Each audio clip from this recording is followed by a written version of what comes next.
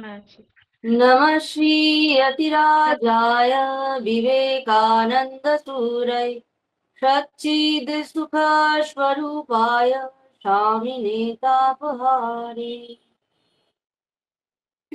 বেদান্ত মুক্তির বাণী এই বইটি থেকে আমাদের আজ পাঠ এবং আলোচনা শুরু হবে।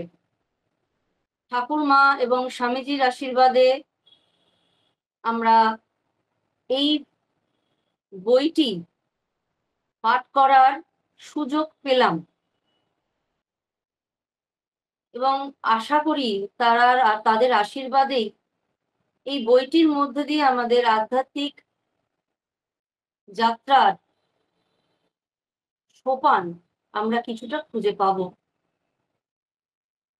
বেদান্ত মুক্তির বাণী স্বামী বিবেকানন্দ এই বইটির উপরের এইভাবে কাভারটা করা রয়েছে। কিন্তু এই বইটি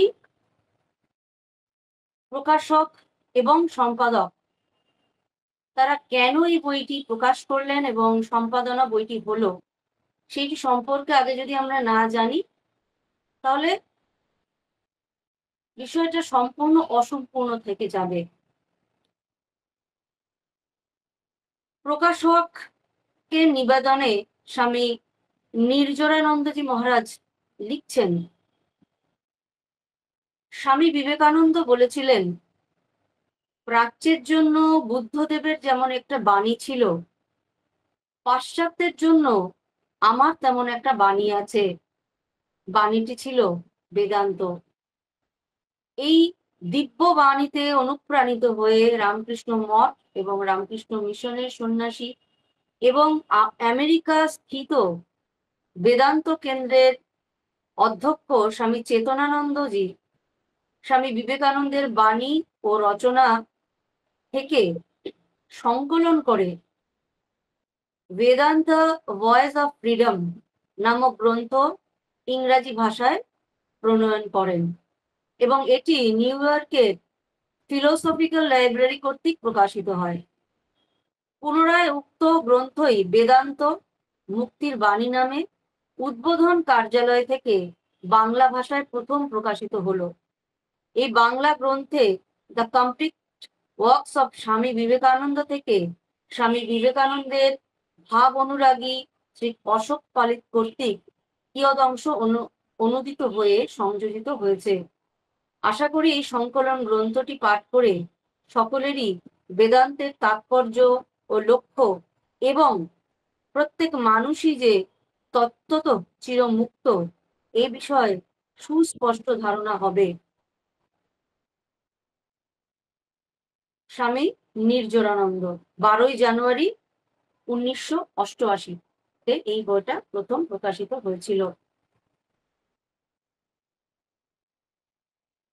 মুখবন্ধে বলা হয়েছে, মুখবন্ধটা আমি পুরোটা বলছি না, কিছু কিছু ছুঁয়ে যাব।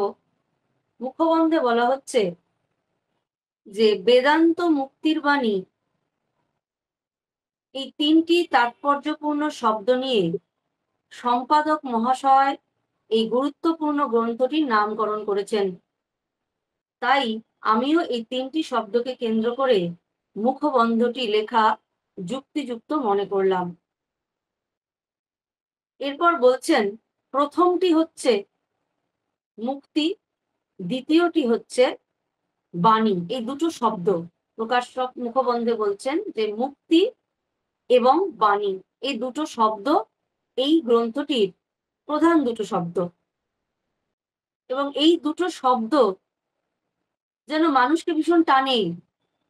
এক তো মুক্ত হওয়া আর দ্বিতীয় হলো বাণী, যে বাণীর মধ্যে দিয়ে আমরা মুক্তির পথে এগিয়ে যেতে পারবো। এরপর সম্পাদকের নিবেদনে বেদান্ত কি এই সম্পর্কে একটু উল্লেখ রয়েছে, সেটা আমরা একটু ছুঁয়ে যাব। বলছেন, কেউ যখন আমাকে প্রশ্ন করেন বেদান্ত কি, তখন একটা গল্প মনে পড়ে যায়। একবার একদল লোক একজন বেদান্তের আচার্যকে বেদান্ত সম্বন্ধে ভাষণ দেবার জন্য আমন্ত্রণ করেছিলেন। তিনি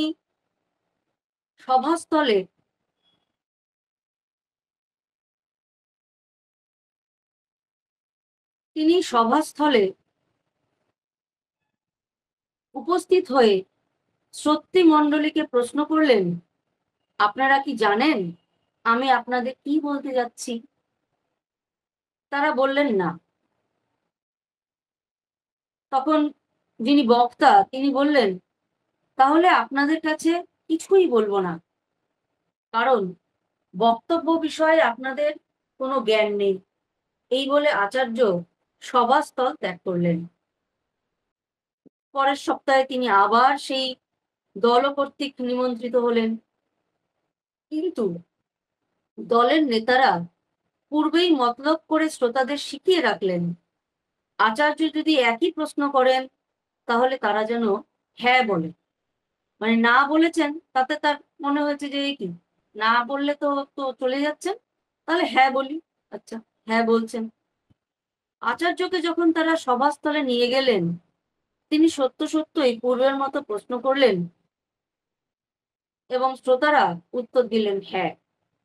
তৎক্ষণাৎ আচার্য বললেন, যখন আপনারা সবাই জানেন এবং সবই জানেন, তখন আমার আর কিছুই বলার নেই। মানে আমি যা বলবো সেটা আপনারা জানেন, তাহলে আমার আর কিছুই বলার নেই। এই বলে তিনি সেখান থেকে চলে গেলেন। কর্তৃপক্ষ পরের সপ্তাহে আরো বুদ্ধিমত্তার একটা পরিচয় দিলেন। সেই বক্তাকে আবার ডাকা হলো। এইবার তিনি যখন বললেন যে আমি কি বলবো তোমরা কি জানো, তখন অর্ধেক মানুষ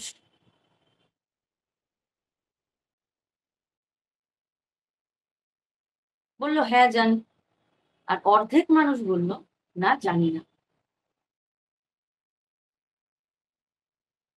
তখন বক্তা বললেন, যারা না বলছেন তারা শিখে নিন, আর যারা হ্যাঁ বলছেন তারা শিখিয়ে দিন। আর কোনো কথা আমি বলবো না। এই বলে তিনি চলে গেলেন।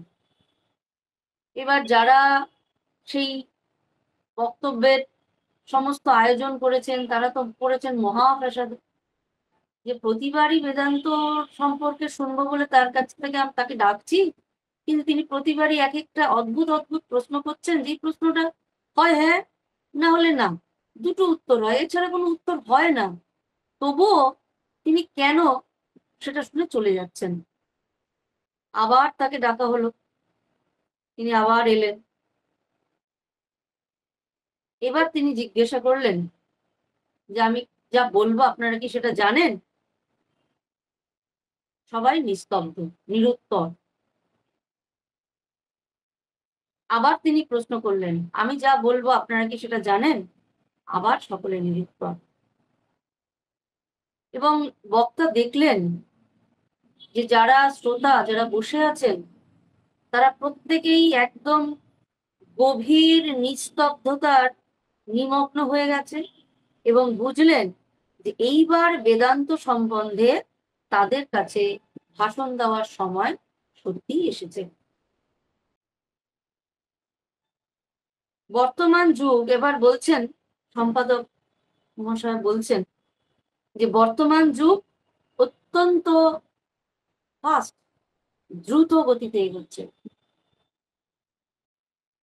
দ্রুত গতিতে এগোচ্ছে, প্রশ্ন কোথায় এগোচ্ছে, কোন দিক থেকে এগোচ্ছে? পৃথিবী তো তার কক্ষপথেই ঘুরছে, চাঁদও তার কক্ষপথে ঘুরছে। কোথায় পৃথিবী ছুটে গিয়ে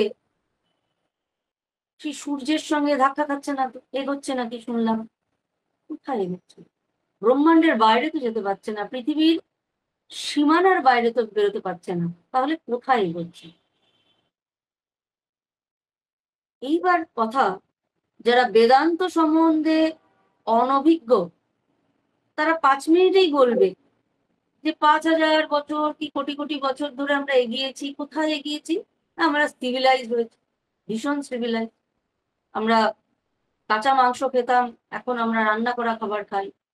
পাথরে পাথরে ঠুকে আমরা আগুন জ্বালাতাম, এখন তো লাইটার, এক নিমিষে চলে যাচ্ছে। আমরা এগিয়েছি।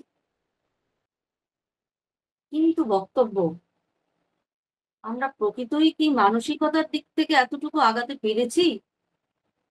আমাদের চিন্তার প্রবাহ, আমাদের ক্ষুদ্র ক্ষুদ্র গণ্ডিগুলো ত্যাগ করে সত্যিই কি এগোতে পেরেছি? আগেকার দিনে যখন মানুষ একা, আদিম মানুষ বনে বনে ঘুরে বেড়াচ্ছে,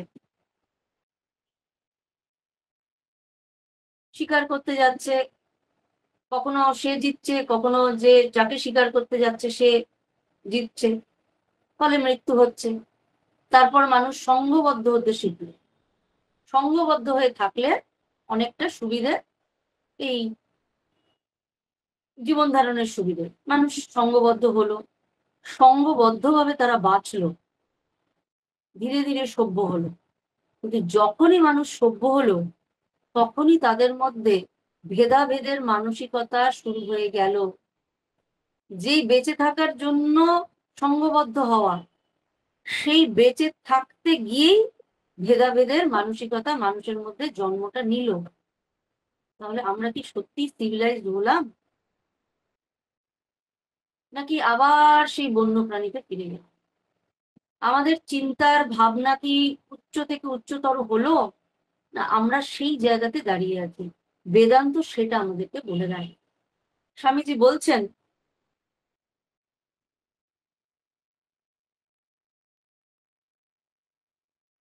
যে বেদান্তের কতগুলো তত্ত্ব আছে।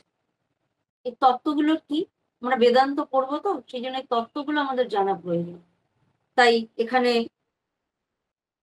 মুখবন্ধে বলা হচ্ছে যে বেদান্তে প্রধান কতগুলো তত্ত্ব আছে। এক, ব্রহ্ম পরম সত্য, অদ্বিতীয়, সব চিৎ আনন্দ, ইহা নাম রূপহীন, নির্গুণ, অনাদি, অনন্ত, অব্যয়, অপরিবর্তনশীল এবং দেশ কাল কারণের অতীত। এই বিরাট অনন্ত ব্রহ্ম স্বীয় অনির্বচনীয় মায়া শক্তি দ্বারা জগৎ ও জীবরূপে নিজেকে প্রকাশ করেন। এইভাবে এক হয়েও বহু হন। যখন ব্রহ্ম মায়া বিশিষ্ট হন, তখন তাকে ঈশ্বর বলা হয়। অর্থাৎ পরব্রহ্ম হচ্ছে সত্য। এখানে অনেকগুলো বিশেষণ ব্যবহার করা হয়েছে, অনেকগুলো উপাধি ব্যবহার করা হয়েছে। কি কি উপাধি? সত্য, অদ্বিতীয়, সৎ, চিৎ, আনন্দ, নাম রূপহীন, নির্গুণ, অনাদি, অনন্ত, অব্যয়, অপরিবর্তনশীল, দেশ কাল কারণের অতীত। 2 নম্বর তত্ত্ব, জগৎ মরীচিকার জলের ন্যায় প্রতীয়মান এবং সদা পরিবর্তনশীল। ব্রহ্ম অপরিবর্তনশীল আর জগৎ সদা পরিবর্তনশীল। আমরা দেশ ও কালের কারণত্বের মাধ্যমে জগৎকে প্রত্যক্ষ করি। যখন জীব দেহ ধারণ করে, তখন থেকে দেশ আরম্ভ হয়। যখন চিন্তায় প্রবৃত্ত হয়, তখন কাল আরম্ভ হয়। আর সীমাবদ্ধ হলে কারণত্ব আরম্ভ হয়। সুষুপ্তি বা সমাধি অবস্থায় এই সুন্দর দৃশ্যমান জগৎ চেতনা থেকে বিলুপ্ত হয়ে যায়, আবার জাগ্রত অবস্থায় পুনরীভূত হয়। অতএব এই জগতের অস্তিত্ব মনে। অর্থাৎ আমাদের এই সমস্ত জগৎ, আমরা যখন ঘুমিয়ে থাকি, এই জগৎ আমাদের কাছে একেবারে বিস্তৃত, একেবারে আমরা বিস্মৃত হয়ে বসে থাকি। কিন্তু যেই ঘুম থেকে জাগলাম, তখন এই জগৎকে দেখতে পাচ্ছি। আবার ঘুমের মধ্যে আবার অন্য জগৎকে দেখতে পাচ্ছি, যেটা জেগে গেলে পরে আর সেই জগৎটা আমি খুঁজে পাই না, স্বপ্ন জগৎ। তাহলে কোনটা সত্য? তাই বলছেন জগৎ, সেটা স্বপ্ন জগৎ হোক বা বাহ্য জগৎ হোক, সবটাই মনে।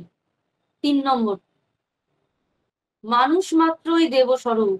3 নম্বর তত্ত্ব, তাদের প্রকৃত স্বরূপ আত্মা। এই আত্মা অনন্ত, শাশ্বত, শুদ্ধ, স্বপ্রকাশ, নিত্যমুক্ত, আনন্দময় এবং ব্রহ্ম থেকে বিভিন্ন, অভিন্ন। মানুষ পাপী নয়, তারা ভুল করে এবং অজ্ঞানের জন্য দুঃখ ভোগ করে। অরুণোদয় হলে যেমন অন্ধকার অপসৃত হয়, তেমনি জ্ঞান উদয়ের সঙ্গে সঙ্গে অজ্ঞান দূরীভূত হয়। বন্ধন ও মুক্তি সবটাই মনে। বারবার মনের ওপর এখানে জোর দেওয়াটা হচ্ছে। বলছেন সবটাই মনে, বন্ধন কি আর মুক্তি কি? আমরা বদ্ধ হয়ে আছি না মুক্ত হয়ে আছি? আমরা দেববাণী আলোচনার সময় দেখেছি বদ্ধ, আমি বদ্ধ হয়ে আছি, আমি কোথাও বেরোতে পারছি না, আমি কোথাও ভ্রমণে যেতে পারছি না, তীর্থ দর্শনে যেতে পারছি না, আমি, এইটা মুক্তি নয়। মুক্তি হচ্ছে মন। আমি আমার মনের প্যারামিটারটা কিভাবে সেট করব, আমার গণ্ডিটাকে বাড়িয়ে বাড়িয়ে বাড়িয়ে বাড়িয়ে কত দূর করব, সেইটা আমার উপর নির্ভর করে। আর সেই গণ্ডিটা যদি আমরা বাড়াতে না পারি, সেই সময় কিন্তু দুঃখটা নেমে আসে। কোনো এক মা তার সন্তানের জন্য ছোটবেলা থেকে হয়তো সন্তানটিকে মানুষ করার জন্য প্রবল পরিশ্রম করছে, প্রবল, এবং সেই প্রবল পরিশ্রমের ফলে তাকে একটা বড় স্কুলে পড়াচ্ছে, তাকে যা যা যা সুযোগ সুবিধা দেওয়ার সেগুলো দিচ্ছে, যা যা ওকে ওর দেখভালের প্রয়োজন সেটা ওকে করছে। সে বড় হয়ে, এবং আশেপাশের যে অনেক ছেলে মেয়েরা এরকম আছে, তাদের দিকে তার তাকানোর সম্ভবও নয়, বুঝতে পারছি সম্ভব না। কিন্তু ছেলেকে বলছে ও বা মেয়েকে বলছে, আমি তোকে বড়ই কষ্ট করে আমার বুকের রক্ত দিয়ে তোকে বড় করছি, দেখিস বাবা তুই কিন্তু এটার মান রাখিস, দেখিস বাবা তুই কিন্তু এটি মান রাখিস, আমি এই কারণে তোকে বড় করছি। এইখানেই সীমায়িতটা হয়ে গেল। তার মানে কি, আমি যদি তোমার মান রাখার দায়িত্ব আমার মাথায় না থাকতো, তাহলে তুমি আমাকে বুকের রক্ত দিয়ে বড় করতে না? আরো 10টা ছেলে মেয়ে, তাদের সঙ্গে তাহলে কি আমাকে তুমি তাদের মতো করেই সম্পূর্ণটা ছেড়ে দিতে? তারাও যেমন বড় হচ্ছে আমিও বড় হতাম। তুমি একটা কন্ডিশন নিয়ে আমাকে বড় করছো, সীমায়িত হয়ে গেল। তার জন্য কি শাসন করবে? স্নেহ করবে, শাসন করবে, সীমাটা বাড়াবে। আমার ছেলে ঘরের ছেলে, আমার ঘরের মেয়ে মানুষ হবে, জগতের ছেলে মেয়ে জগতের ছেলে মেয়েরাও বড় হবে, মানুষ হবে। সীমাটা বড় করার প্রয়োজন। আমি বাবা তোকে অনেক কষ্ট করে মনে বড় করছি, আমার বুকের রক্ত জল করে, বড় হয়ে তোর মতো কষ্ট করে যারা বড় হচ্ছে তাদের তুই দেখিস। এই কথাটা মুখ ফুটে আমরা বলতে পারি না। আমি তোর জন্য করেছি, তুই শুধু আমাকেই দেখবি। এইখানেই সংকীর্ণতা শুরু। মুক্তি অনেক দূরের কথা। আমরা না দুঃখটা, দুঃখের একটা অভ্যাস থাকে, আমার বেশ ভালো লাগছে, বেশ মনটা খারাপ খারাপ করছে, দুঃখ, আমার ছেলে আমাকে দেখে না, আমার মেয়ে আমাকে দেখে না, আমাকে এরা গুরুত্ব দেয় না, এই দুঃখ। তোমার জন্য অনেকে বসে আছে, অনেক কিছু আশা করে বসে আছে, তার দিকে তুমি তাকাও, তবেই তুমি আনন্দ খুঁজে পাবে। সিন্নান্ত বিশ্বে অমৃতস্য পুত্র, আমরা অমৃতের পুত্র, সমস্ত পৃথিবীটাই আমার। মা বলছেন না যে দোষ কারো দেখো না, দোষ দেখবে নিজের। তারপরে যেটা বলছেন, জগৎ পর নয়, জগৎ তোমার। এই জগৎ তোমার, এর উপরে বেদান্তের কথা কিছু হতে পারে না। অর্থাৎ তুমি আছো, তোমার ভেতর যিনি আছেন জগতে তিনিই আছেন, তার বাইরে আর কিছু নেই, তুমিই আছো। সত্যিয়ামাসি, এর উপরে বেদান্তের কথা কিছু আর হতে পারে না। কিন্তু আমরা সেই সীমাটাকে বাড়াতে পারি না। 4 নম্বরে বলছেন কি করে মানুষ অন্তর্নিহিত দেবত্বকে প্রকাশ করতে পারে। এইটা একটা খুব সুন্দর একটা চাবিকাঠি। আমরা এতক্ষণ জানলাম ব্রহ্ম কি, মানুষ কি, জগৎ কি। মানুষ দেবতা, মনে হয় কোথায় দেবতা দেবতা তো কিছু নেই, দিব্যিতে আমি মানুষ আছি, রক্ত মাংসের মানুষ, দেবতা হলে তো মানুষ পুজো করতেন আমাকে, এবং আমার মধ্যে বেশ পাওয়ার টাওয়ার এসে গেলে তখন আমি আমার নিজেকে দেবতা দেবতা একটু ভাবতে শুরু করবো। বলছেন না, দেবতা হওয়ার চাবিকাঠিটা বলছেন কি? চাবিকাঠিটা কি? চাবিকাঠির ক্ষেত্রে উল্লেখ করছেন নিষ্কাম কর্মের পথ, দেবত্ব জাগরিত করার ছোট্ট ছোট্ট করে চাবিকাঠি বলে 4টে চাবি আছে। 4টে চাবি। কি করে মানুষ দেবতা হতে পারে? নিষ্কাম কর্মের পথে এগোনো, আর তার জন্য প্রয়োজন কর্মযোগ। জ্ঞান সহযোগে জ্ঞানের পথে, জ্ঞান যোগকে সহায় করে জ্ঞান পথে এগোনো, জ্ঞানটা আরেকটা দিক। 3 নম্বর রাজযোগ, অর্থাৎ ধ্যানের মধ্য দিয়ে দেবত্বের জাগরণ। 4 নম্বর হলো ভক্তিযোগ, ভক্তির দিক ধরে এগিয়ে চলে। এই যে এতগুলো যোগের কথা বলছেন, 4টে যোগ বলছেন আলাদা আলাদা। একটা হচ্ছে কর্ম, 2 নম্বরটা হচ্ছে জ্ঞান, তারপর বলছেন ভক্তি, তারপর রাজ্য। স্বামীজি বলছেন 4টে যোগের সমন্বয় ঘটাও একই সময়ে। 24টা ঘন্টা, 4 6 24, 24 ঘন্টা আমাদের দিন, 4 6 24। তাহলে কি ঘুমাবো না, খাবো না?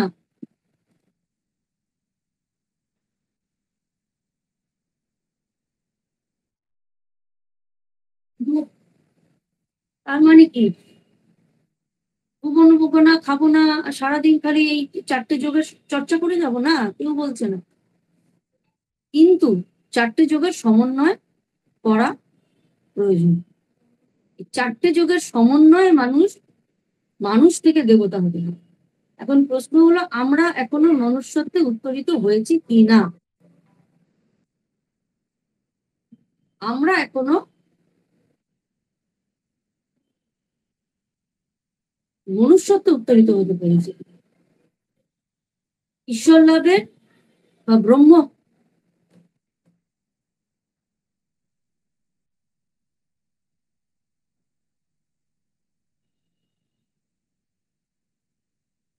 যেটা বলছিলেন যে কর্ম যোগ, জ্ঞান যোগ, রাজযোগ এবং ভক্তি যোগ, এই 4টে যোগের সমন্বয়ের কথা স্বামীজি বলছেন। এরপর বলছেন সত্য এক এবং সর্বজনীন। এই সত্য, সত্য এক এবং সর্বজনীন মানে, সত্য এক এবং সর্বজনীন কথা বলতে বলছেন কোনো দেশ, জাতি, ব্যক্তি বিশেষ সীমিত থাকতে পারে না। পৃথিবীর সর্বধর্ম একই সত্যকে বিভিন্ন ভাষায় এবং বিভিন্ন উপায়ে প্রকাশ করছে। যেমন সূর্য কারো সম্পত্তি নয়, তেমনি সত্য কোনো বিশেষ ধর্মে বা দর্শনে সীমাবদ্ধ নয়।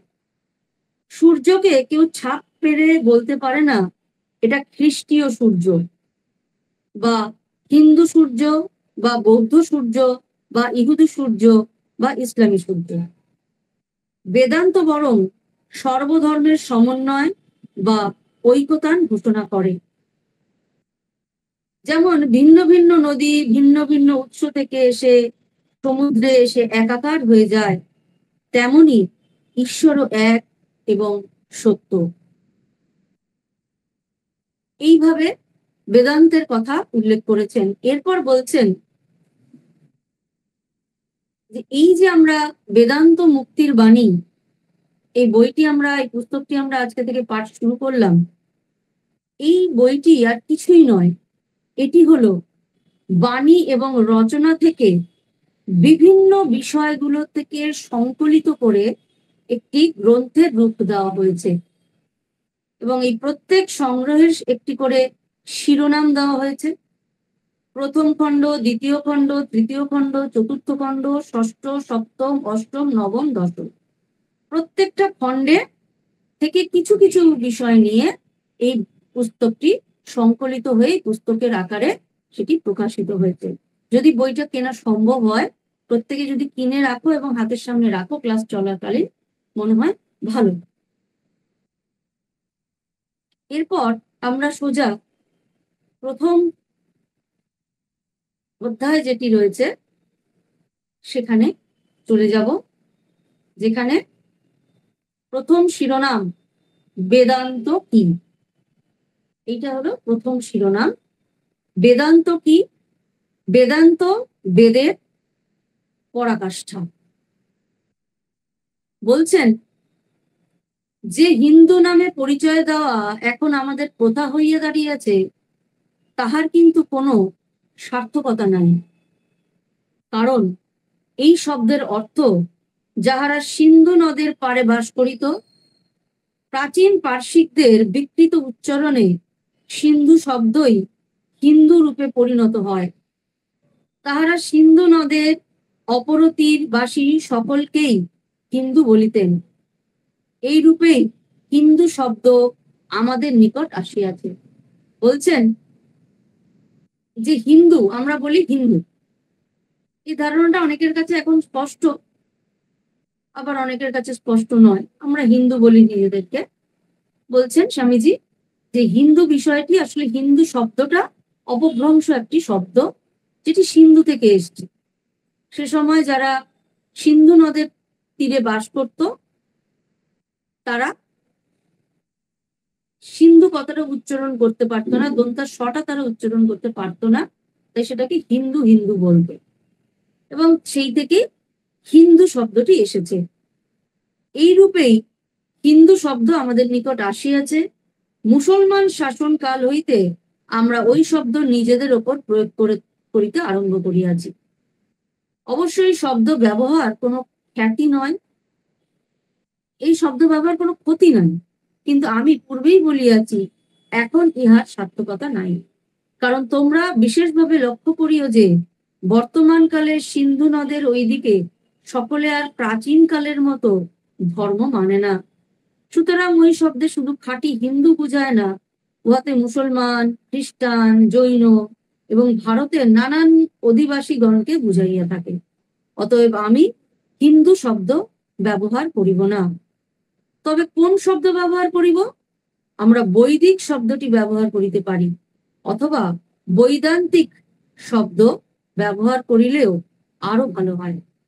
পৃথিবীর অধিকাংশ প্রধান প্রধান ধর্মই বিশেষ বিশেষ কতগুলি গ্রন্থকে প্রামাণ্য বলিয়া স্বীকার করিয়া থাকে।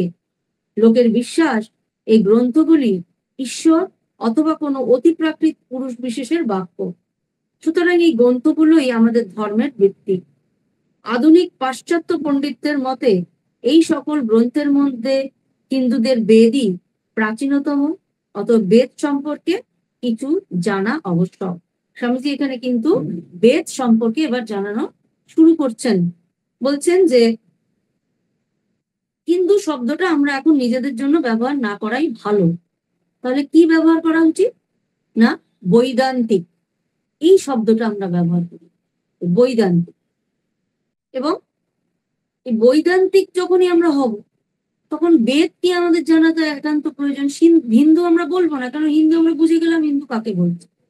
শুধু হিন্দু আমাদের বলাটা উচিত নয়। তাহলে বলা উচিত যেটা, সেটা হলো বৈদান্তিক। এবার নিজেদের আমরা বৈদান্তিক বলবো, বৈদান্তিক বললাম, কিন্তু বেদ কিছু বলো কি আমরা জানলাম না, তাহলে বেদের আলোচনা প্রয়োজন।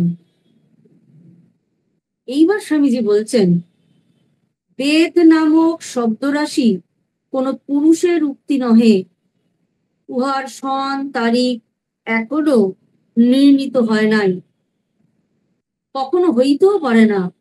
আর আমাদের মতে বেদ অনাদি অনন্ত। একটি বিশেষ কথা তোমাদের স্মরণ রাখা উচিত, পৃথিবীর অন্যান্য ধর্ম ব্যক্তি ভাবাপন্ন ঈশ্বর অথবা ভগবানের দূত বা প্রেরিত পুরুষের বাণী বলিয়া আমাদের শাস্ত্রে প্রামাণ্য দেখায়। হিন্দুরা কিন্তু বলেন বেদের অন্য কোনো প্রমাণ নাই, বেদ সত্য প্রমাণ, কারণ বেদ অনাদি অনন্ত, ইহা ঈশ্বরের জ্ঞান রাশি। বেদ সম্পর্কে স্বামীজি বলছেন যে এটি অসীম অনন্ত, এর কবে শুরু হয়েছে আমরা জানি না, শেষও কবে হয়েছে আমরা জানি না। মানে বেদ এখনো চলছে। আমরা যদি বলি বেদ এই সময় লিখিত হয়ে গিয়েছে, এই 4টি ভাগ আছে, ঋক, সাম, যজু, অথর্ব ইত্যাদি ইত্যাদি হয়ে গেছে, তার মধ্যে এই ছিল, ওই ছিল, সেই ছিল, না। বেদ রচিত হয়ে চলেছে। কোথায় হয়ে চলেছে রচিত? কোথায়? এখন তো মুনি ঋষিরা বসে বেদ লেখেন না, বেদ কেউ লেখেন। বেদকে শ্রুতি সহযোগে, যেটাকে শ্রুতি বলা হয়, বলা হতো মুখে মুখে, এবং স্মৃতিতে সেটাকে ধরে রাখার বিষয় হচ্ছে বেদ। পরবর্তী ক্ষেত্রে সেটা লেখা হয়, তাই কেউ লিখবেন, লেখা শুরু করলে সেই লেখাটা শেষ হবে, তবে সেটা বেদ রূপে আমাদের কাছে আসবে, এটা সম্পূর্ণ ভ্রান্ত ধারণা। বেদ অনন্ত। তাহলে কি করে তার আগমন হলো? বেদের মন্ত্রগুলি আমাদের প্রাচীন মুনি এবং ঋষিরা দর্শন করেছিলেন, তাদের ধ্যানে সেই মন্ত্রগুলো দর্শন করেছিলেন, তাই তাদের বলা হতো মন্ত্র দ্রষ্টা। দর্শন করলেন, দর্শন করলেন কি হলো? শুধু দর্শন করা নয়, তারা সেটিকে উপলব্ধি করেছিলেন।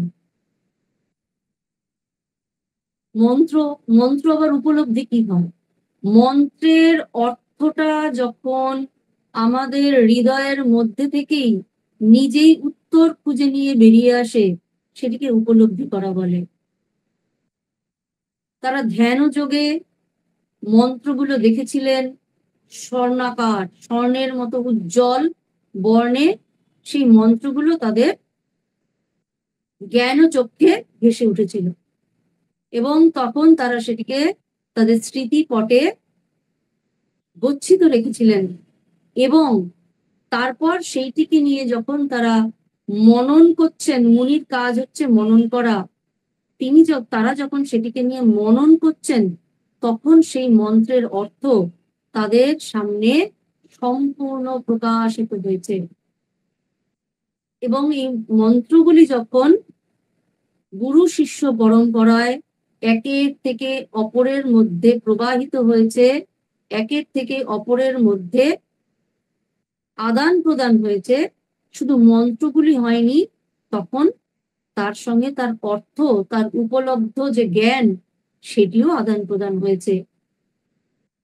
একজন গুরু তার ধ্যানের উপলব্ধি তার শিষ্যকে শুনিয়েছেন, তিনি সেটা স্মৃতিতে ধারণ করেছেন, মনন করেছেন, উপলব্ধি করেছেন। আবার তিনি নতুন কোনো মন্ত্র দর্শন করেছেন, সেটিকে উপলব্ধি করেছেন, এবং তিনি তখন আবার তার শিষ্যদের মধ্যে তা প্রবাহিত, জলের ধারার মতো প্রবাহিত করে। ঠিক যেমন একটা নদী তার উৎসস্থল থেকে যখন চলা শুরু করে, সে চলতে শুরু করে সাগরের উদ্দেশ্যে। পথে যেতে যেতে তার ডান দিক থেকে, বাঁ দিক থেকে, উত্তর দিক থেকে, দক্ষিণ দিক থেকে, পূর্ব থেকে, পশ্চিম থেকে নানান নদী এসে তার মধ্যে মিশ্রিত হয়, তার সঙ্গে মিলিত হয়, এবং তখন সবকটা জলের ধারা পৃথক করা যায় না, সবকটা জলের ধারা একই সঙ্গে গিয়ে সেই সাগরে পড়ে। এই যে সাগরে গিয়ে যখন পড়ে, তখন কোনটি গঙ্গা, কোনটি যমুনা, কোনটা শতদ্রু, কোনটা ব্রহ্মপুত্র আমরা বুঝি না, সবটাই সমুদ্র হয়ে যায়। সেটাই হলো তেমনি এক একজনের জ্ঞানের ধারা, উপলব্ধির ধারা, মননের ধারা, সমস্ত রকমের ধারাগুলো এসে যখন তা বেদ নামক সাগরে এসে পতিত হয়েছে। তাই বেদ অনন্ত। বেদের শুরু কোন জল দিয়ে? সমুদ্রের প্রথম একটা সমুদ্র শুরু হতে কোন নদী অবদান দিয়েছিল, বা সেই সমুদ্রে সব থেকে কোন নদী এসে সব থেকে তার শেষ অবদানটা দিয়ে যাবে, তারপর আর কেউ দেবে না, এর এর হিসেব করাটা বোকামো, মূর্খামো। ঠিক সেই রকমই বেদও তাই।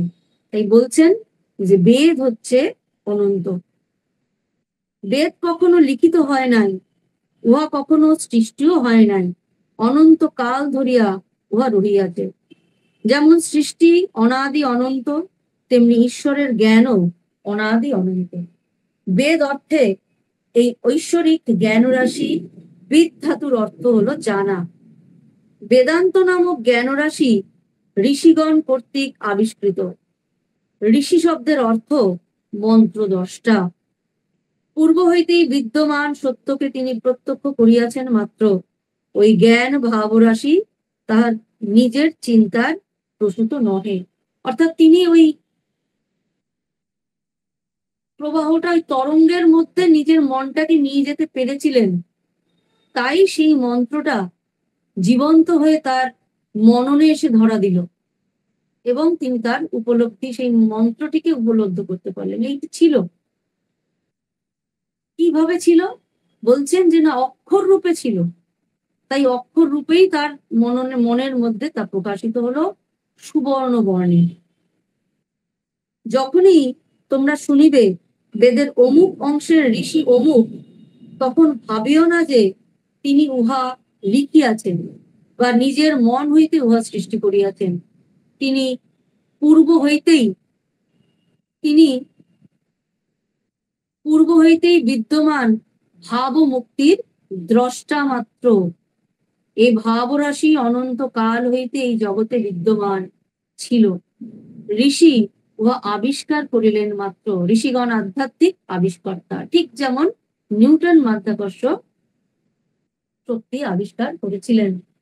তিনি বসে রইলেন পার্কে গিয়ে, টুক করে একটা আপেল তারপর সামনে গাছ থেকে মাটিতে পতিত হলো। এর আগে কি কোনোদিন কোনো আপেল তার আগে পতিত হয় নাই? অনেক আপেল সহস্র বছর ধরে ফল মাটিতে পেকে গেলে মাটিতে পড়েছে এবং মাটিতে পতিত হয়েছে, আমরা জানি। কিন্তু আমরা সেটা ভাবিনি। গাছের নিচে গিয়ে গাছটাকে একটু ঝাঁকা দিল ক্ষুধার্ত মানুষ, ঝরঝর ঝরঝর করে উপর থেকে ফল পড়তে শুরু করলো। মানুষ সেটা খেয়ে ক্ষুধা নিবারণ করল। তো নিউটনের যে চিন্তা তরঙ্গটা এই ভাবরাশির তরঙ্গের সঙ্গে মিশে গিয়েছিল, তাই তার মনে হঠাৎ কি আগে দেখেনি কোনো আপেল পড়তে, দেখেছেন, পরেও কি দেখেনি, দেখেছেন, ছোটবেলা থেকে দেখেছেন, বড় হয়েও দেখেছেন, সেই দিনের আগেও তিনি দেখেছেন, পরেও বহুবার দেখছেন। সেই দিনই তার মনে হলো আপেল নিচে পড়ছে কেন, উপরেও তো উঠে যেতে পারত। অর্থাৎ ওই দিন তার চিন্তা তরঙ্গটা, ওই যে চিন্তা তরঙ্গের সঙ্গে সৃষ্টি তরঙ্গের যে চলছে তরঙ্গ একটা, তার সঙ্গে তাদের মিলন হয়ে গিয়েছিল। ফলে নিউটন মাধ্যাকর্ষণ আবিষ্কার করে ফেললেন, বললেন পৃথিবীর আকর্ষণে ফলটা নিচে পড়ছে। ঠিক তেমনি বেদের যে মন্ত্র, সেই মন্ত্রগুলো পূর্ব থেকেই রয়েছে। ঋষিরা যখন তাদের জপ ধ্যান তপস্যার মধ্যে দিয়ে তাদের আত্ম উন্নতি ঘটাচ্ছেন, তখন দেখছেন তাদের সামনে সেই মন্ত্রগুলো জল জল করে চোখের সামনে ভেসে উঠছে। কোথায় ছিল মন্ত্রগুলো? লুকিয়েছিল? কোনো কোটরে লুকিয়েছিল, না কোনো পর্বত গুহায় লুকিয়েছিল, না অন্য কোনো গ্রহ বা নক্ষত্রের পেছনে চুপটি করে বসেছিল? না, যা আছে অন্ডে তাই আছে ব্রহ্মাণ্ডে। আমাদের ভেতরে যিনি আছেন ব্রহ্মাণ্ডেও তাই আছেন। ভেতরে যিনি আছেন তিনি এই মন্ত্ররূপে প্রকাশিত হলেন, প্রকাশিত হয়েইছিলেন, কিন্তু সেই তরঙ্গে পৌঁছলেন যখন সেই দ্রষ্টা তার মনটা সেই তরঙ্গে নিয়ে যেতে পারলেন, সেই মুনি বা সেই ঋষি, তখন তিনি সেটা তার কাছে দ্রষ্টব্য হলো এবং তিনি সেটা মনন করতে পারলেন। স্বামীজি এমনি এমনি তো বলছেন না যে every soul is potentially divine, এমনি এমনি বলছেন না, কারণে বলছেন। মুনি ঋষিরা দেখতে পেয়েছেন, আজ আমি দেখতে পাবো না, আজ তুমি দেখতে পাবে না, এমন কোনো কথা নেই। হয়তো তুমি দেখলে, হয়তো আমি দেখলাম, হয়তো আরো 10 জন দেখলো, সেইরকম কোনো নতুন মন্ত্র কোনো আমাদের চোখের সামনে প্রকাশিত হয়ে স্বর্ণ অক্ষরে একেবারে জল জল করছে। যদি আমাদের তখন আত্মজ্ঞান হয় যে আমি তারই সন্তান, আমি তারই অংশ, তিনিই আমি, তখন ওই মন্ত্রটা আমাদের কাছে একটা বিশেষ বার্তা বহন করবে। আদারওয়াইজ মনে হবে কি ছাতের মতো দেখছি রে বাবা, এবার আমি দেখি আমি ওর মনে টুনি হয়ে গেলাম নাকি। আত্মশ্রদ্ধা যখন জাগরিত হবে যে আমার মধ্যে তিনি আছেন, ইনিই প্রকাশিত হচ্ছেন মন্ত্র আবার, এইটা বলছেন। বেদ নামক গ্রন্থরাশি প্রধানত 2 ভাগে বিভক্ত। এক কর্মকাণ্ড 2 জ্ঞানকাণ্ড। কর্মকাণ্ডের মধ্যে নানাবিধ যাগযজ্ঞের কথা আছে। উহাদের মধ্যে অধিকাংশই বর্তমান যুগের উপযোগী বলিয়া অনুপযোগী বলিয়া পরিত্যক্ত হইয়াছে, এবং কতগুলো এখনো কোনো না কোনো আকারে বর্তমান। কর্মকাণ্ডের প্রধান প্রধান বিষয়গুলি যথা সাধারণ মানবের কর্তব্য, ব্রহ্মচর্য, ব্রহ্মচারী, গৃহী, বানপ্রস্থ, সন্ন্যাসী, এই সকল বিভিন্ন আশ্রমীর বিভিন্ন কর্তব্য এখনো পর্যন্ত অল্প বিস্তর অনুষ্ঠিত হইতেছে। আর দ্বিতীয়টি হচ্ছে জ্ঞানকাণ্ড, যেখানে আমাদের ধর্মের আধ্যাত্মিক অংশ উল্লেখিত হয়। উহার নাম বেদান্ত, অর্থাৎ বেদের শেষ ভাগ, বেদের চরম লক্ষ্য। বেদ জ্ঞানের এই সার ভাগের নাম বেদান্ত বা উপনিষদ। আর ভারতের সকল সম্প্রদায়, যেমন দ্বৈতবাদী, অদ্বৈতবাদী, বিশিষ্টদ্বৈতবাদী, অথবা সৌর, শাক্ত, গাণপত্য, শৈব, বৈষ্ণব, যে কেহ হিন্দু ধর্মের অন্তর্ভুক্ত থাকিতে চাহে, তাহাকেই বেদের এই উপনিষদ ভাগ মানিয়া চলিতে হইবে। তারা নিজ নিজ রুচি অনুযায়ী উপনিষদ ব্যাখ্যা করিতে পারে, কিন্তু তাহাদিগকে উহার প্রামাণ্য স্বীকার করিতে হইবে। এই কারণেই আমরা হিন্দু শব্দের পরিবর্তে বৈদান্তিক শব্দ ব্যবহার করিতে চাই। ভারতের সকল প্রাচীনপন্থী দার্শনিককেই বেদান্তের প্রামাণ্য স্বীকার করিতে হইবে। বেদান্তে যা আছে আমাদের জীবন, প্রতিদিনের জীবন গঠন, জীবন ধারণে, জীবনের পথ চলতে, সেই বেদান্তের প্রত্যেকটা সম্পদ আমাদের কাছে মহা সম্পদ রূপে গৃহীত হওয়া উচিত। কিন্তু সেটা আমরা করি না, আমরা অ্যাভয়েড করে যাই। বেদান্ত ওরে বাবা সাংঘাতিক বোধ হয়, পড়লেই পড়তে তো বুঝতেই পারবো না, সাংঘাতিক ব্যাপার। কেন সাংঘাতিক ব্যাপার? স্বামীজি বলছেন বনের বেদান্তকে ঘরে আনতে, এমনি এমনি বলছেন। বনের বেদান্ত মানে শুধু মুনি ঋষিদের বেদান্ত না, মুনি ঋষিরা যে বেদান্ত রচন দেখেছেন, তারা সেটাকে পরে লিপিবদ্ধ করেছেন, আগে মনে রেখেছেন, মনে মনে রেখেছেন, তারপর সেটা লিপিবদ্ধ হয়েছে। তাদের নিজেদের জন্য নয়, সাধারণ জাগতিক কাজকর্মের জন্য, জাগতিক মানুষগুলোর জন্য। তাদের তো কাজ তপস্যা কর, তারা নিজেদের জন্য বেদ আর রচনা করবেই বা কেন? সেটির ধারাটা বজায় থাকুক সেই চেষ্টাই বা করবেন কেন? আমি বুঝলাম এটি, আমি নিজের মধ্যে করে সেটি উপলব্ধ হয়ে আমার শরীর চলে গেল, শেষ হয়ে গেল না। তারা সেটা রেখে যেতে চেয়েছেন, কারণ জগৎটা যাতে সেই অনুসারে চালিত হয়। এই যে বলছেন কর্মকাণ্ড আর জ্ঞানকাণ্ড দুটো আছে, কর্মকাণ্ডের মধ্যে আমাদের জাগতিক বিষয়গুলো সব আছে, আর জ্ঞানকাণ্ডের মধ্যে আছে আধ্যাত্মিকতা এবং ধর্ম। আজকে এই পর্যন্ত। যদি তোমাদের কারো কিছু প্রশ্ন থাকে তোমরা করতে পারো।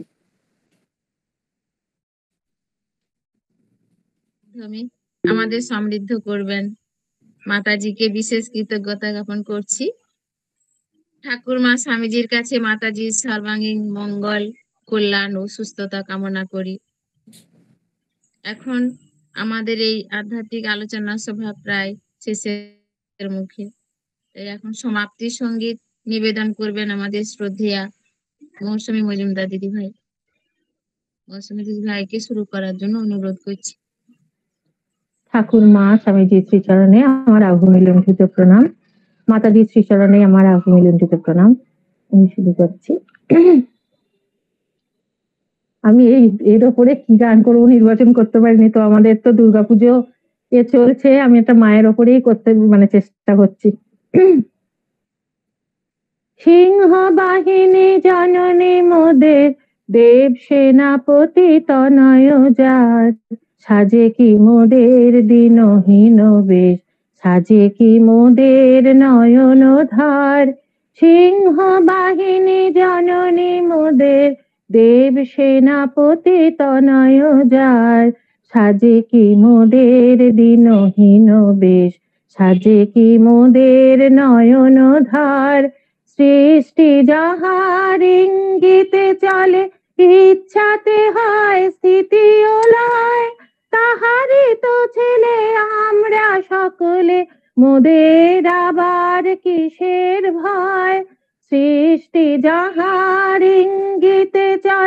ইচ্ছাতে হয় স্থিতি ও লয়, তাহারই তো ছেলে আমরা সকলে, মোদের আবার কিসের ভয়? গাওরে আজিকে গাওরে সবাই, উচ্চ কণ্ঠে মায়ের জয়। গগনে পবনে বাজুক সঘনে, জয় জয় মহামাই কি জয়, জয় জয় মহামাই কি জয়, জয় জয় মহামাই কি জয়। সিংহ বাহিনী জননী মোদের, দেব সেনাপতি তনয় যায়। সাজে কি মোদের দিনহীন বেশ, সাজে কি মোদের নয়ন ধার। ওই যে এসেছে জননী মোদের, আবার হরিতে ধরার ভার। দুঃখ দৈনদি পীড়িত জানে, বিতরিতে পুনঃ স্নেহের ধার। ওই যে এসেছে জননী মোদের, আবার হরিতে ধরার ভার। দুঃখ দৈননি পীড়িত জানে, বিতরিতে পুনঃ স্নেহের ধার। দুষ্ট দলিতে বিরাজিছে ওই, শানিত কৃপান শিকরে তার। যতনে করিছে ভকত পালন, জাতি কুল নাহি করি বিচার। গাওরে আজিকে গাওরে সবাই, উচ্চ কণ্ঠে মায়ের জয়। গগনে পবনে বাজুক সঘনে, জয় জয় মহামাই কি জয়, জয় মহামাই কি জয়, জয় জয় মহামাই কি